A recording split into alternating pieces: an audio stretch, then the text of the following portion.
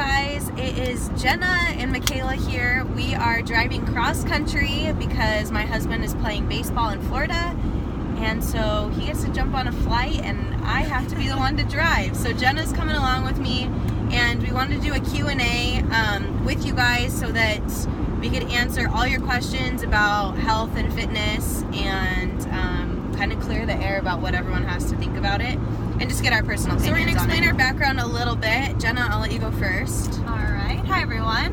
I'm Michaela's cousin. Kind of a little bit about me. Grew up a dancer. After dance, didn't really know what to do from there. I think she probably was the same way, where we were afraid, like, what do?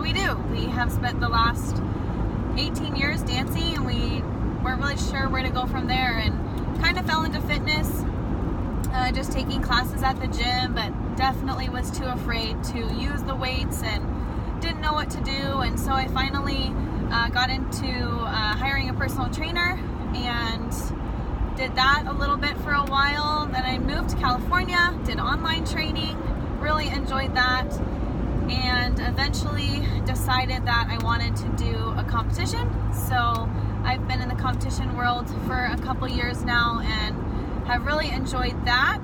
And I guess in the meantime, I was also going to school and becoming a dietitian. So both of those things are huge parts of my life. I'm now a registered dietitian working for a vascular surgeon, and I do kind of outpatient nutrition counseling for his patients and anyone who wants to come and see me. So I really enjoyed that and kind of like blending them together. That is great. I am a personal trainer and macro coach. Me and Jenna actually grew up dancing at the same dance studio. I started dancing when I was 3 years old and kind of stuck with it all the way through high school. So when I was in high school, my senior year, I went to nationals with my dance studio and got signed with a talent agency. And then soon after, I signed with them in California, and then they sent me on a job, and I booked Disney, and I'm a dancer at Disney now. And in the meantime, I fell in love with fitness. I'd always done like the fad diets, working out, P90X, blah blah blah, juice cleanses, like everything extreme. And then I moved to California and fell in love with weight training and got in the gym, had like a couple mentors like coach me along the side, and then I decided I wanted to do it for a living. And so I started a personal training business, all online, called Michaela's Motto, and just recently got my macro certification to be a macro coach, which I love, all based on flexible dieting. So summary of it all, I think we both kind of fell back into the path of fitness and have found balance with it, and kind of want to share the love and experience we have with it all. So now for the questions. All right, sure. So our first question was one that was really good, and I think that it kind of encompasses just probably what we're all thinking all the time, and something that probably both her and I hear from working with patients and clients is, how do you guys do this? Like, with two different lifestyles, going, this particular person was like, I wake up really early in the morning, I have to get to work by 6:45, and I'm really not home by 6 o'clock. I have homework, I have, it's just hard to like balance everything. And how do you guys do that with your lifestyles? So Michaela, you want to answer first? Sure. So, honestly, it's hard to juggle, and everyone has a different schedule, so it's hard to really say what the right or wrong answer is. But I think the biggest thing is making it a priority for you, if that's something you want a goal to be, is to get to the gym. So for me, going to the gym doesn't mean I have to go to the gym for 2 hours to get in a good workout. A lot of that becomes a part of like time management and making the most of your time. And planning ahead for your day as far as like what you need to accomplish, making a checklist. And for working out, for me, that's what I call my me time, my personal time. That's my way of kind of releasing stress and just feeling good about myself is going to the gym. So I think really it's just, whenever's best. If it's first thing in the morning for you, get to the gym. Even if it's a 45-minute workout, you guys, 30 minutes, whatever it is, just to get moving makes you feel so much better. Working out from home even, it doesn't even require a gym. It's just getting active, going outside for a walk. Like, I'm sure you can agree, it's, going for a hike. It doesn't have to be in the gym. And I think that's where people get so caught up in, I don't have time. And, something I really stress to my clients is you can do so much with just one little piece of equipment or your body.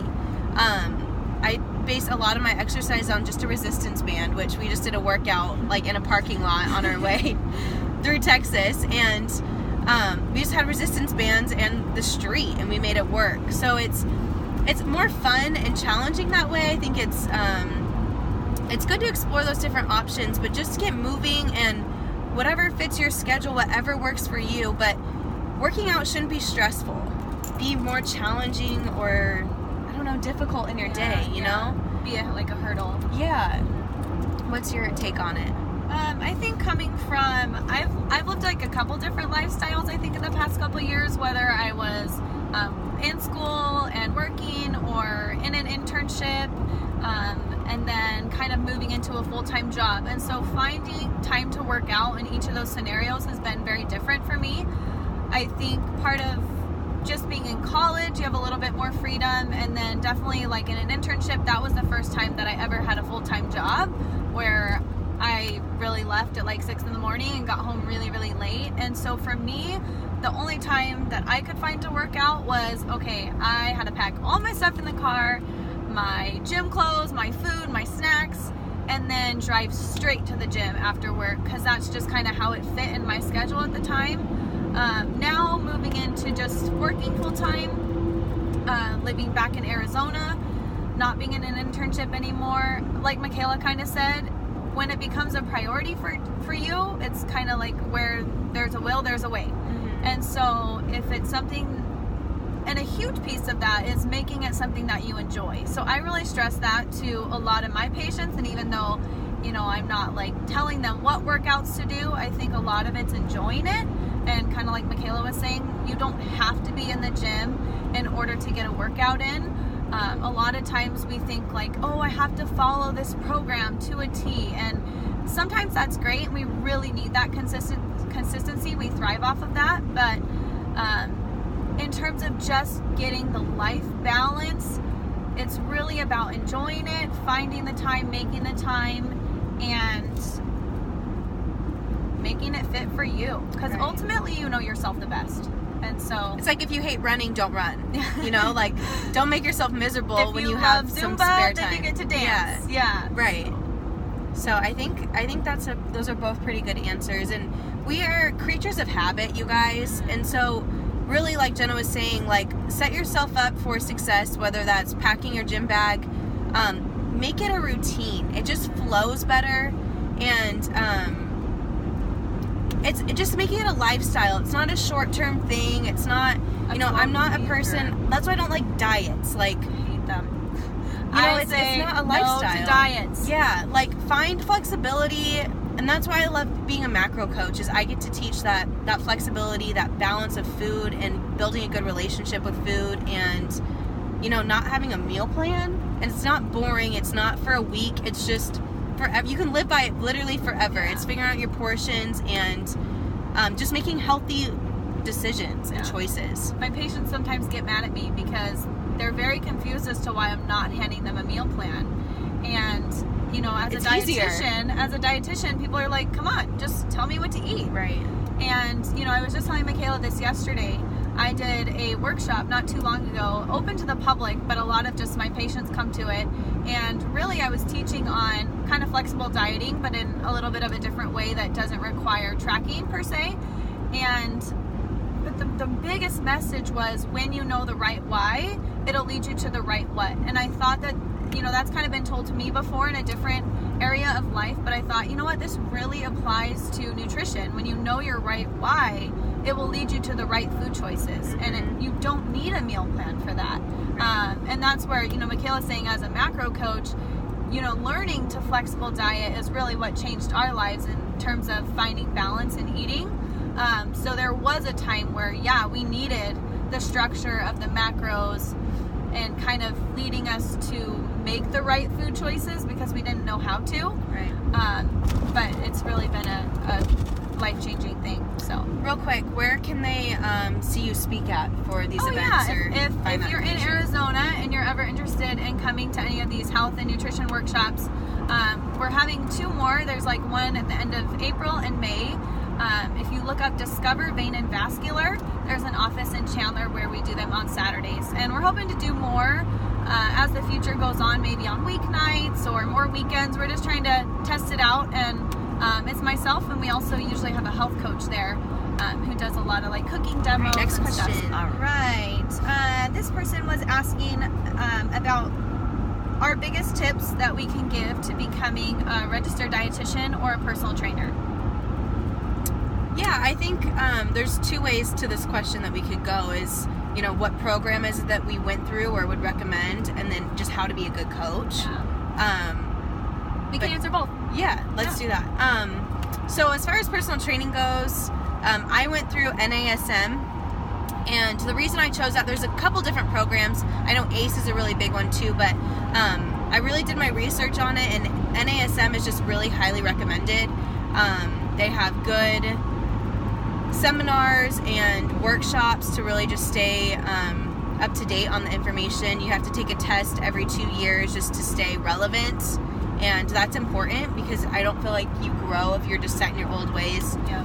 Nutrition and fitness is constantly changing, you guys, so it's just important to know. Yeah, it's important to know your stuff and changes as time changes, so be open to that and not set in your ways. And then as far as being a good coach, honestly, it's just, for me, it's so much deeper than just being a personal trainer and giving exercises. Amen.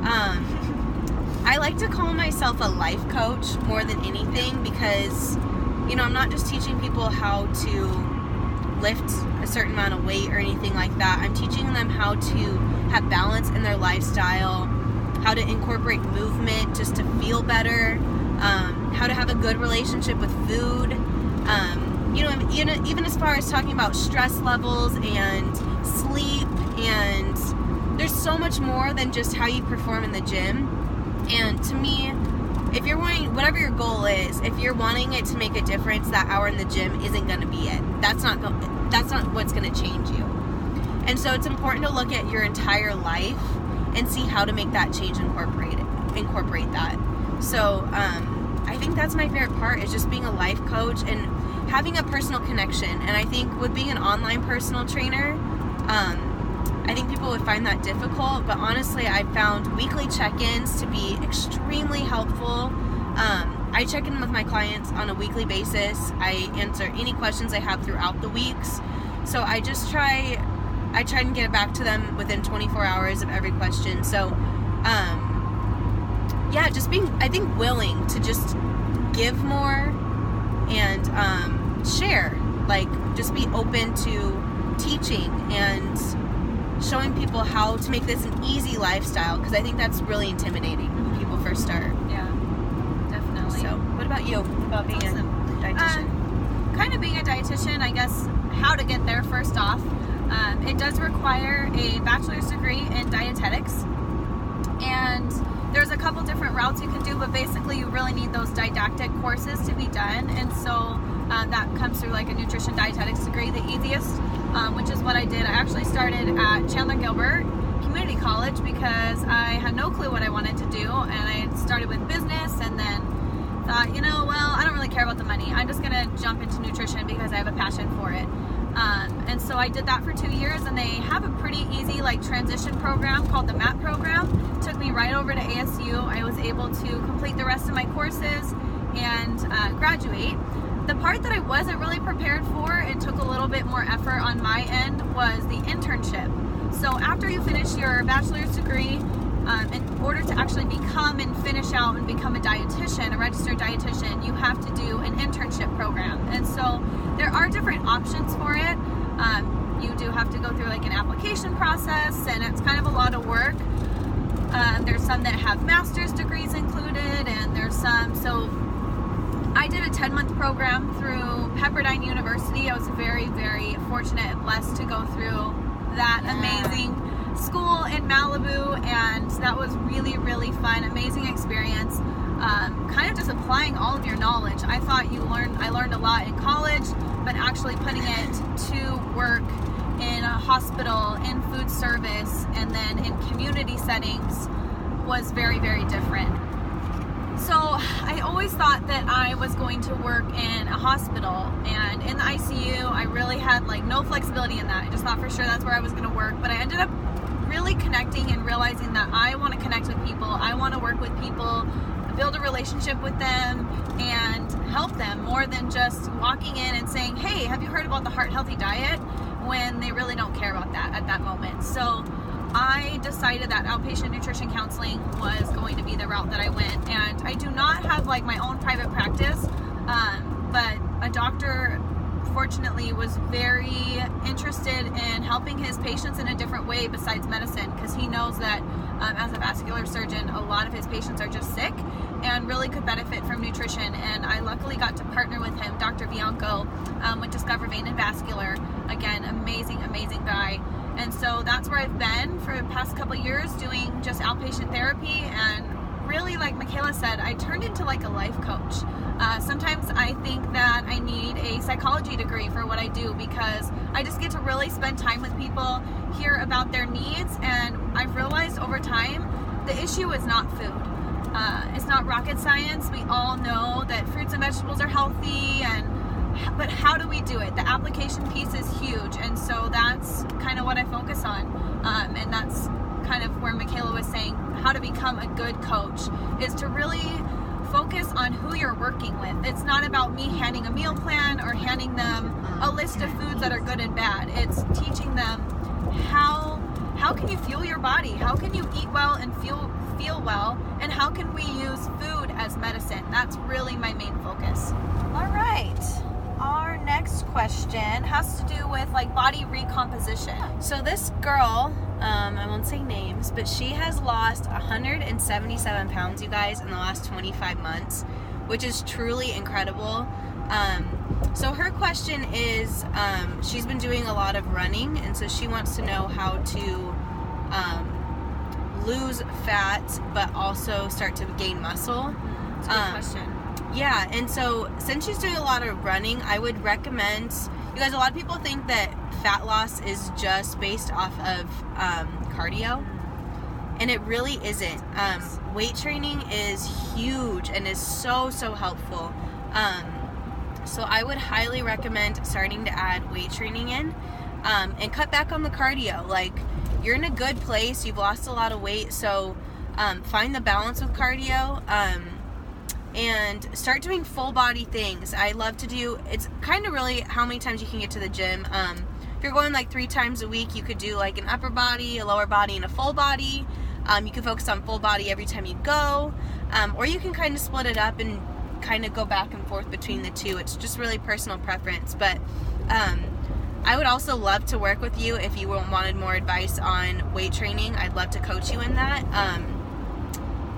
I think you're really going to enjoy it, especially since you have lost so much weight and now you're kind of in that point of wanting to gain muscle. It's like a new challenge. It's a new chapter, way to like kind of sculpt your body and start playing with muscle. Now we're focusing on muscle, not so much just fat loss. And you will continue to lose fat, like that's part of it too. So with weight training, when you start to build muscle, you go through this EPOC phase, is what it's called, where your muscle starts to, when you have a lot of muscle, your body starts to burn calories more, because when you're working out, you're tearing down your muscles when you're lifting weights, and so your body has to recover after your workout. So you're still burning calories as that process is happening, which is pretty cool. So it speeds up your metabolism a ton. And the benefit long term, like the more muscle mass you have, like the more lean body mass you have, usually the faster your metabolism is at rest. And so a lot of times people are like, I just have the worst metabolism. It's like, well, there's a lot of pieces to the puzzle, but that is, one of them. Right. And so a lot of time with cardio, even we're tearing down our muscle so much and not building it. So that's why it's important to incorporate both. Yeah, from a nutrition standpoint, I think like that amount of weight loss is just incredible. I have to give you so much credit for that. I think that your determination and motivation was extremely high, and so kind of like Michaela said, it's so fun that now you get to be in a new chapter. And so whatever you did in terms of nutrition for weight loss, it's probably going to look a little bit different now as it comes to body recomposition. And a lot of that's going to be similar but different in terms of like consistency, but what kind of were you eating before? Maybe now we need to focus a little bit more on getting enough protein, maybe eating small meals all throughout the day, focusing on well balance. You might need a little bit more carbohydrates in terms of maybe we're adding in some weight training and now you need a little bit more fuel for that. So it's kind of going to be, you got to decide where you are now and then see maybe where we can make some changes. Because I think after a huge thing of weight loss, which I'm sure you experienced, plateaus at some point, people can get really discouraged because they're like, oh my gosh, my body just isn't changing, but I'm doing the same thing that I did before when I lost all this weight. And so sometimes it's just a matter of taking a new spin on it and kind of changing. Do you have anything to add to that? Yeah, and that's also the reason I love progress pictures when we start to build muscle too, because you're starting to gain healthy weight, so to speak, with muscle. So True. When you have progress pictures, it's cool when the scale's not going down to look at it and be like, holy cow, I am totally changing my body. And there is results even though the scale doesn't say it. The scale's not everything, you guys. No. Like, really. Sometimes it's best to put the scale away at some point. Like, eventually it really does become like the pictures are so much better because you're actually seeing. I have patients that come back and they're like, I feel amazing, my clothes are falling off, but why is the scale not moving? And so sometimes I'm like, you know what, let's not worry about the scale. Right. Because at the end of the day, it's just a number. And somehow along the way, we've really defined our worth based on numbers. I think numbers are great in terms of assessing progress, but we don't want to just use one measure. I always tell my clients too, you don't carry a scale around with you. When you're walking around, like, it doesn't say on your forehead or anything, or like you're dragging a scale behind you saying how much you weigh. It's how you feel and how you look, and there's a deeper why behind that, you guys. Why are we trying to lose weight? Why do we want to look this way? The next question has to do with kind of nutrient timing. What's the best time to eat fats, carbs, or protein? So a huge thing for me to start with is really what food choices are you making? Because there's obviously many options of fats, carbs, and protein in terms of nutrient density. And because of kind of where I work, the health conditions that I see all the time, making healthy food choices is kind of a big deal to me, just because of the health benefits. So nutrient density is a huge thing. I always say, is it nourishing your body? I love to compare and say there's fun foods, which we love and they taste really good and we get to have those. I think that's part of flexible dieting that I learned is those foods are allowed. I'm not the food police, so I don't like that term, and I don't like that dietitians are usually wrapped in that, because I have I can eat anything. Foods are just foods, but some contain good nutrition and some are just fun, and we like to eat them. So again, kind of what are those food choices? But in terms of timing, when it comes to working out, I always do like to say that there's for sure a science behind like when is the best time. We can turn it to what just makes you feel good, right? Because there is totally a science to things, and I think Michaela and I have talked about this where she has methods that work for her and make her feel good, and I have ones that make me feel good. But in terms of what we know that your body really does thrive off of carbohydrates for fuel, and then you also need protein for like kind of that muscle building recovery aspect. So when it comes to training, pre and post workout are pretty important, and we need those kind of quick digesting carbohydrates and protein to have pre and post, because of just our body needing that energy right away. Fats actually slow down digestion. Not a bad thing at all. It's actually a really good thing, because it helps with satiety. So we want to feel full. I don't think anybody wants to walk around feeling hungry all the time. And that's kind of where those healthy fats, those proteins come in, because they're digested a lot slower. and so they work better for kind of maintaining or slowing down and keeping our energy at a stable rate. And so that's why we don't recommend eating like super high fat before or after a workout, just because your body needs that energy pretty quick. Right. And I'd say other than that, balanced meals, like just having carbs, fat, and protein evenly throughout the day is the best way to do it. Yeah, and just with blood sugar and hormones, like all that is so important.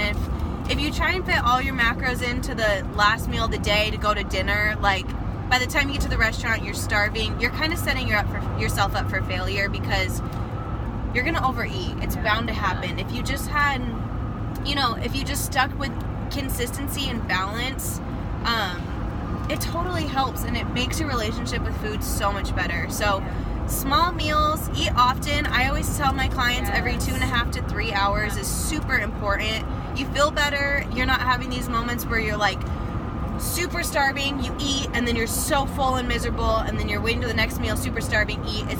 It slows down that cycle, and it helps a ton. So I always say breakfast, snack, lunch, snack, All right, dinner. we have another nutrition question, and it's kind of someone asking about, they do eat meat, but they kind of get sick of eating it sometimes, especially bringing it for lunch. And so they were hoping that they could get some ideas for how to get their protein in all throughout the day with meals and snacks. And so this actually is a great question, because I realize a lot of times working with people, and I'm sure you've seen it too as a macro coach and kind of figuring out what people are eating, we're kind of low in the protein area. Yes.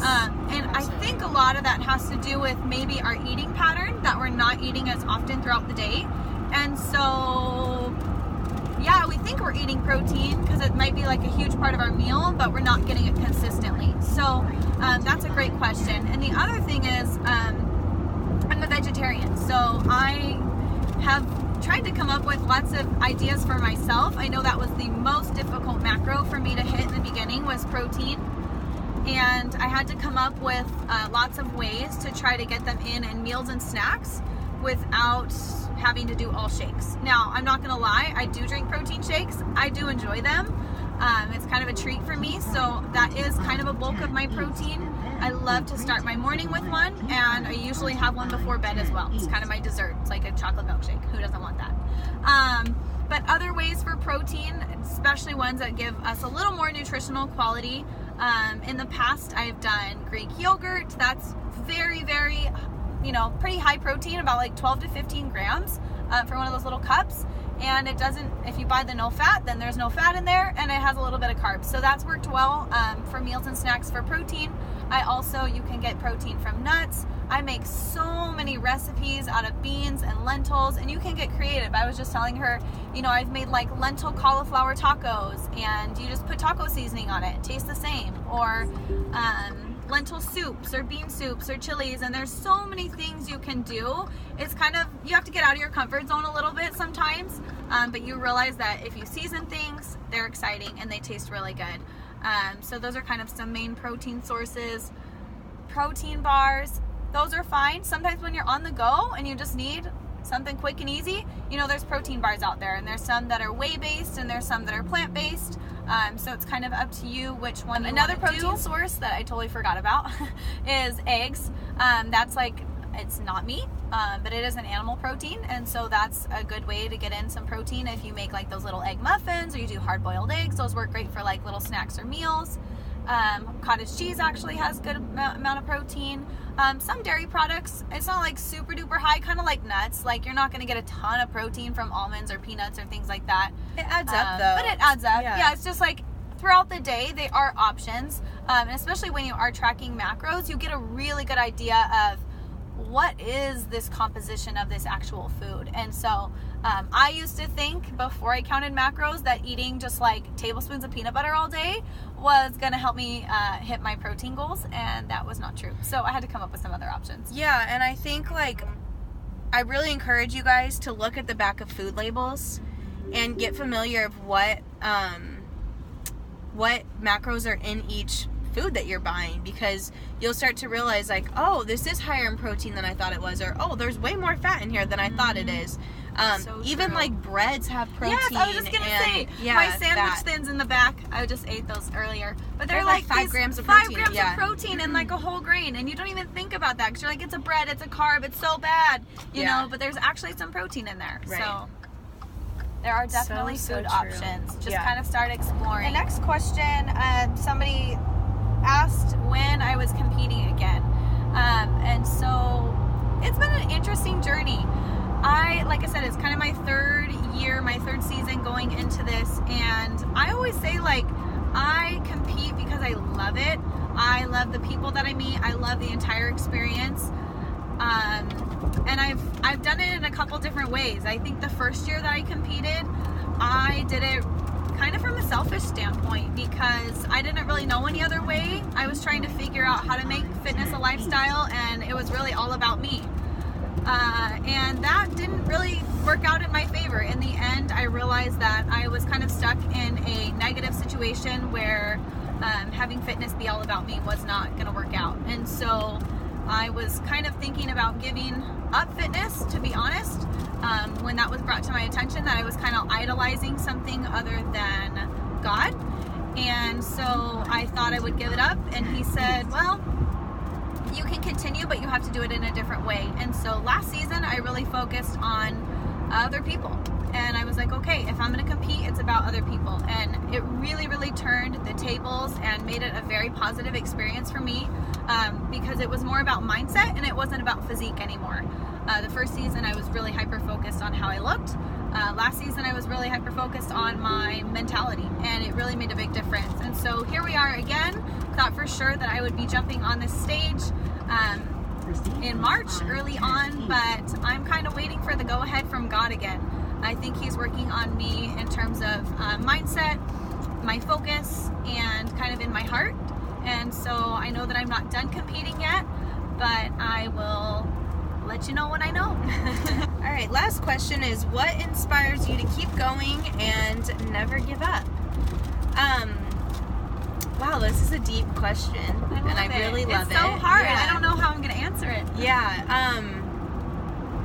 I want to set an example of just having a balanced lifestyle, and I think the joy in fitness itself is you can transform your body into anything you want. It goes back to that recomposition kind of a thing too, of like there's always more that you can do, and it's a healthy relationship. It's a healthy goal for me. There's always more, and there's always different ways to go about it, and I think that's the science part that I really do. I love about fitness. There's so much growth and potential in it, and I think just keeping that as a healthy motivation and a healthy goal, it really does motivate me. I think also being a coach is super, super motivating for me because I'm able to see my clients find a good balance and find a lifestyle through it. And so I think just seeing people happy and finding just a good balance, a lifestyle through it, and loving the skin that they're in is really rewarding for me. And I think that it just inspires me to keep going and not just investing fitness and time into myself, but in other people. What about you?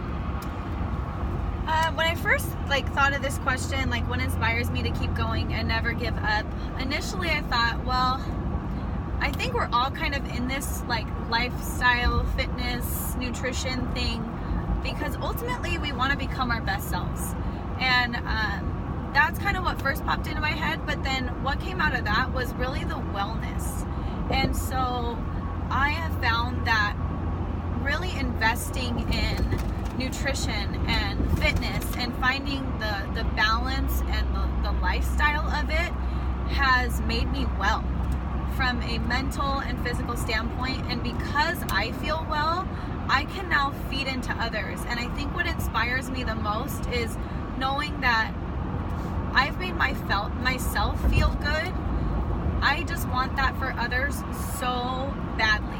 And one of my favorite things is that a lot of my clients are like retired 60 to 70 years old, but they come back to me and they are so excited about how well they feel, and that inspires me to keep going, because I realize that initially what started out as I want to be my best self and I want to feel well for myself has now turned into, hey, like, other people can feel this way if they make small changes too, and they figure out how to incorporate these things into their lifestyle. It goes back to the why of like, why are you doing it? Yes. You know, it's deeper than just the surface level body image. Yeah, and so there's just a lot of inspiration and motivation to keep going, because I think when you feel well, you don't want to give that up.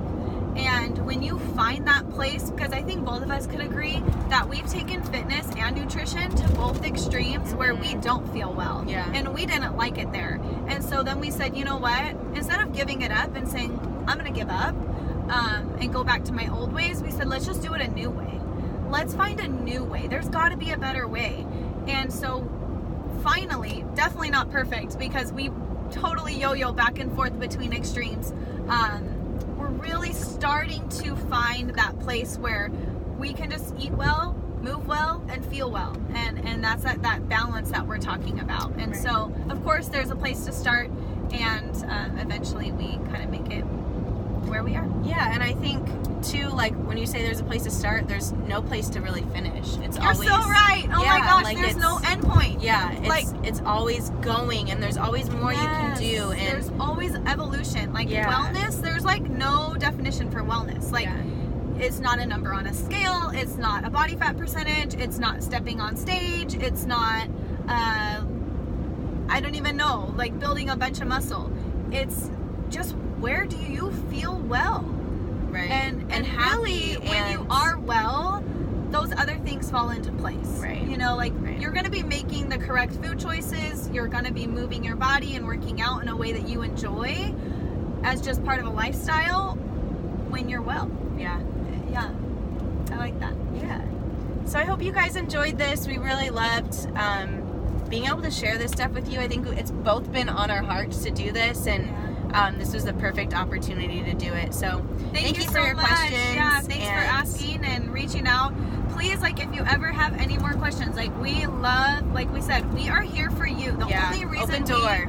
we do what we do is because we want to help other people. We want you guys to be well. And so Yeah. whatever questions you have, like, reach out. And if we don't know, we will point you in the direction Yeah. of somebody that does. Absolutely. So thank you guys.